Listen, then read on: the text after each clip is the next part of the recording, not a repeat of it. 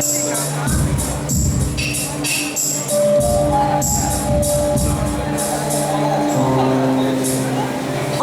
আমার বন্ধু।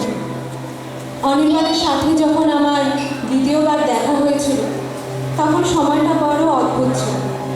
আমরা হাইওয়ের ওপর দিয়ে অনেক দিন একটা অনুষ্ঠান করতে যাচ্ছি। লাল আকাশ, সন্ধে হয়ে আসছে, দুপাশে ফাঁকা মাঠ। আমরা চা খাবো বলে গাড়িটা দাঁড় করিয়েছি একটি বিচ্ছিন্ন দ্বীপের মতো চায়ের দোকানে। এমন সময় দেখতে পেলাম লাল আকাশকে পেছনে রেখে একটা ছেলে মাঠ পার হয়ে আমার দিকে এগিয়ে আসছে। আমার সামনে এসে দাঁড়িয়ে বলল, চিনতে পারছিস? আমি বললাম না। বলল, ভালো করে দেখ। আমি সেই চুরি যাওয়া আলোতে ওকে চিনলাম, আমার বন্ধু অনির্বাণ। আমার চোখের সামনে পুরোনো দিনগুলো ছায়াছবির মতো ভেসে উঠছে। আমি ওকে প্রশ্ন করলাম, অনির্বাণ তুই এখানে?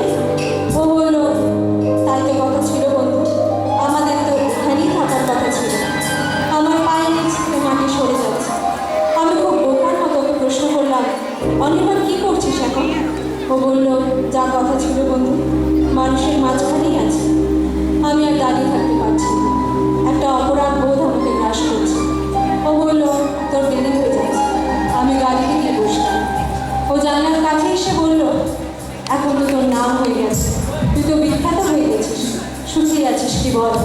আমার গাড়ি স্টার্ট নিয়ে গেছে। অনির্বাণ আমার জীবন থেকে নিয়ে যাচ্ছে। অনির্বাণের শেষ কথাগুলো আজও আমার কানে আলবিনের মতো বেরোয়, শুকিয়ে আছিস, শুকিয়ে আছিস।